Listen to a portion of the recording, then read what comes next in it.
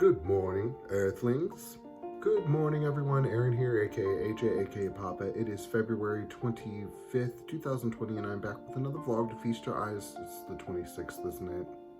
Good morning, everyone. Aaron here, aka AJ, aka Papa. It is January. I don't. How could it still be January? Good morning, everyone. Aaron here, aka AJ, aka Papa. It is February 26, 2020, and I am back with another vlog to feast your eyes and ears indubitably upon my sweet little morsels of good intention, love, and joy. How are you today? Things are going really well today, guys. I am on day 2 of no coffee, and last night I slept like a baby, and I think that's very telling. Maybe I didn't realize how much coffee affected my sleep habits, but I can tell you right now that I slept so soundly last night. I rarely woke up, and this morning when my alarm went off at 5:30, it was not an issue to get up. I was ready to get up. I had slept enough. I was ready to go. So if that is a side effect of quitting caffeine, I will stick with it because I need to not sleep my life away.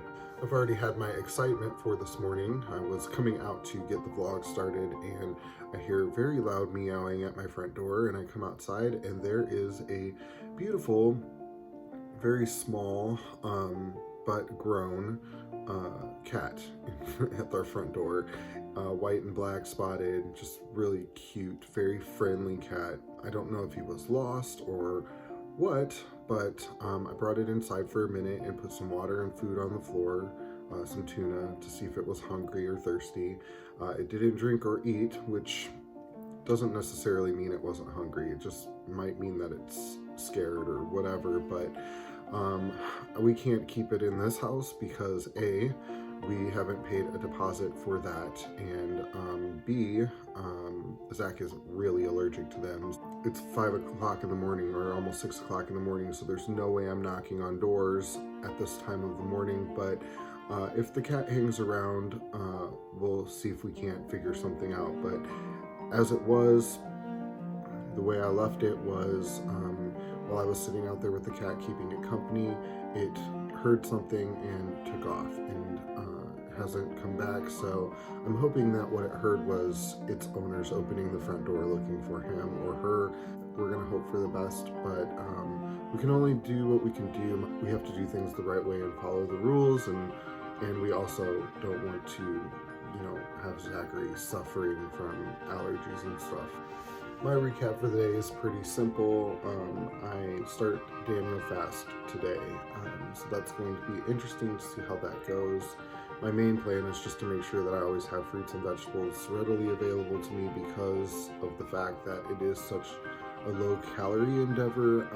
I'm going to get hungry, and the only way to really fight cravings of hunger is to eat something and to make sure I drink plenty of water. So we'll see how day 1 goes. Day 2 of no coffee yesterday was not pleasant. I'm anticipating some discomfort, but I work 4 hours at the bookstore. I work tonight delivering. I will keep myself busy enough to stay out of trouble, I guess. Reading, I've gotten almost all the way through The Titan's Curse and the Percy Jackson series.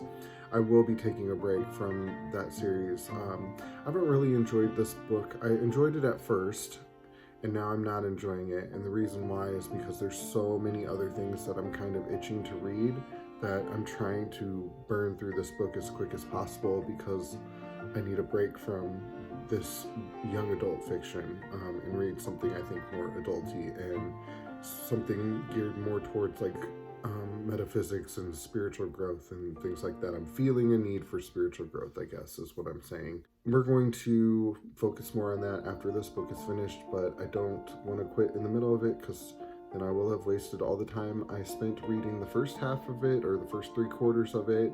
I did practice a little piano yesterday, although I hadn't in a couple of days, and it's amazing how quickly you lose some dexterity just from a couple days off. So I need to make a marked choice to make sure that I'm putting in, even just 20-30 minutes every day of practice to keep, my manual dexterity where it needs to be at, because I don't want to be losing, I want to be growing. So I need to work on that. That's pretty much it. And the bulk of what I'm focused on today is just managing my fast stuff. That's it for today, I think. Yeah, I think that's it. So let's get right on to Zen Quote of the Day, shall we? Zen Quote of the Day comes from Mark Twain, who is a renowned writer.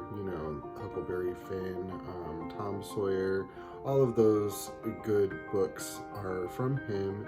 And yeah, he writes a lot of really interesting quotes. Most of them are humorous in nature and are just kind of common sense. I really enjoyed sitting down and reading through quotes to consider for Zen Quote of the Day today.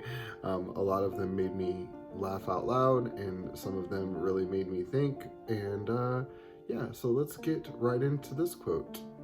Anger is an acid that can do more harm to the vessel in which it's stored than to anything on which it's poured.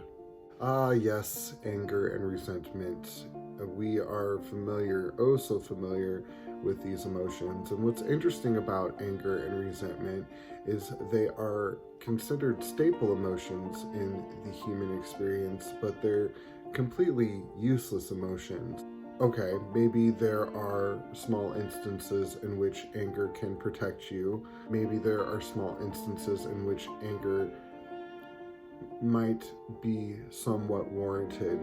But the interesting thing is that anger is not oftentimes very effective, and it's oftentimes met in return with more anger.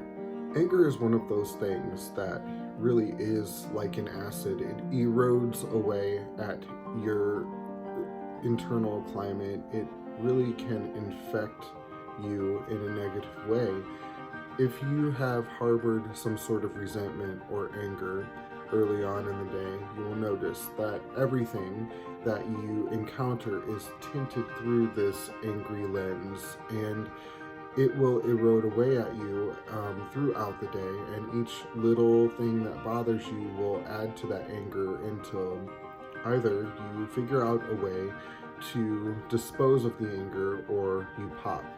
And once you pop, a lot of times what's really sad about it is that it gets exploded upon somebody who doesn't deserve it.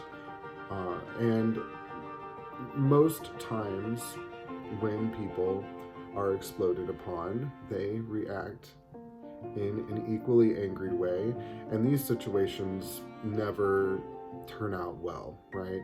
Eventually, somebody's going to have to come back and apologize. There has to be a moment where somebody atones for the anger, and all of this energy that has been put into that cycle of getting angry, exploding, getting into an argument, atoning for the argument, apologizing, all of that energy that's gone into that cycle is wasted energy. I can't say that there aren't times and experiences that you'll encounter that don't elicit anger, and it's really easy to jump on that train, start trugging along the tracks of anger. And when somebody steps on our toes or behaves in a manner that infringes upon our rights or infringes upon our comforts or is just kind of disrespectful and rude, it's really easy to jump into that pool of anger and pull upon negative reserves to kind of counteract what a person has done. But the reality is it never helps the situation. It tends to only make it worse and compound this negativity that's been thrust upon you. It's much more productive to react to someone who's being rude or disrespectful in a kind way or in a calm, assertive way. Most times when you are confronted with somebody who is stepping all over your boundaries, and you respond with a well thought out phrase or sentence of reminder that this is my boundary and it's not acceptable to be here, most people back off pretty quickly. Some people intend to continue stomping, and in that situation it's just best to remove yourself from the situation if at all possible. I once worked with somebody who was extremely angry, and initially I found the person very jarring and hard to be around.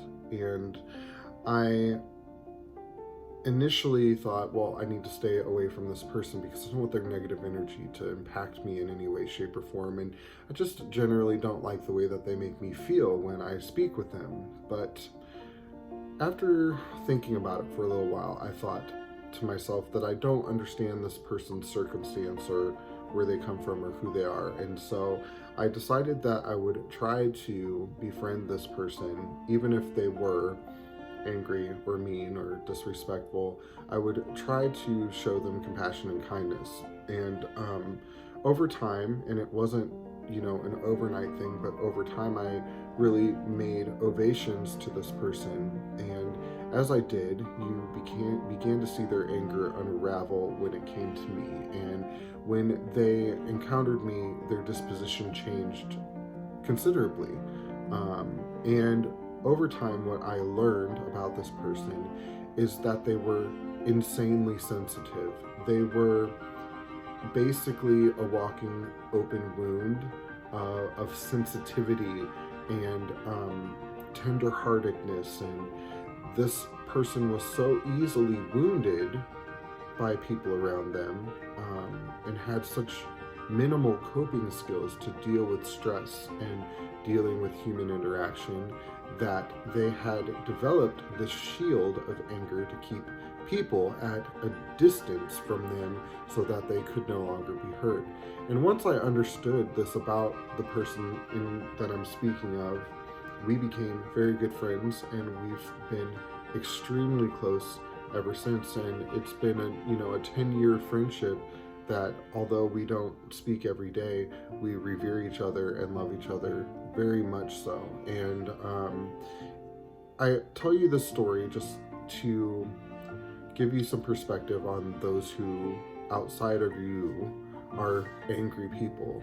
We don't really ever know what's going on inside of them and why they are angry.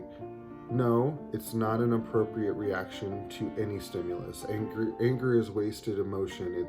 It's not a real emotion. Underneath of it is the real reason why they're acting this way. But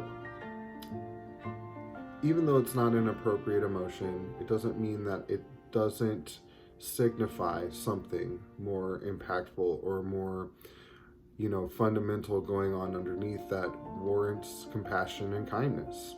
And I think that oftentimes, because anger is so jarring, we forget that there's something going on beneath.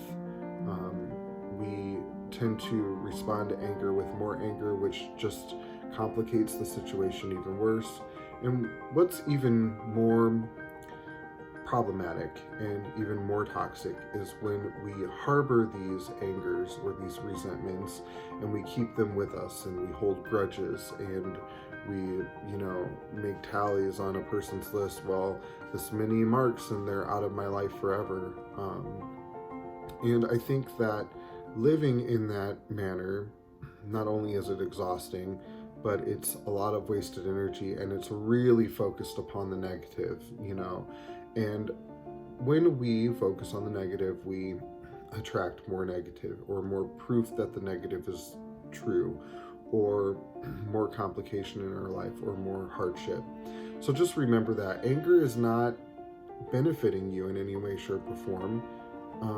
I'm not saying that there aren't circumstances that don't warrant it to an extent, but it's much smarter to, when you get angry, look at the emotion underlying the anger, because there's a truer emotion beneath it. I'm angry because you hurt my feelings. Well, then the underlying emotion is hurt. Or I'm angry because I'm frustrated because I feel inadequate. Oh, there we go. There's some real work going on there, right? So it's important to look deeper than just I'm angry and riding that wave of anger. It just doesn't get you anywhere. And try to show compassion for people who are angry. We just don't know what their circumstances, and we just don't know what's going on in their life and what stresses they deal with. It doesn't make it an appropriate reaction, but if we can find a way to get to the fundamental emotion that underlies their anger, we may find that underneath all of that anger is a really, really good friend or a really, really kind person just trying to protect themselves from what can be sometimes a very harsh world. With that, I'm going to leave you guys. I love you very much. I'll talk to you later. Bye.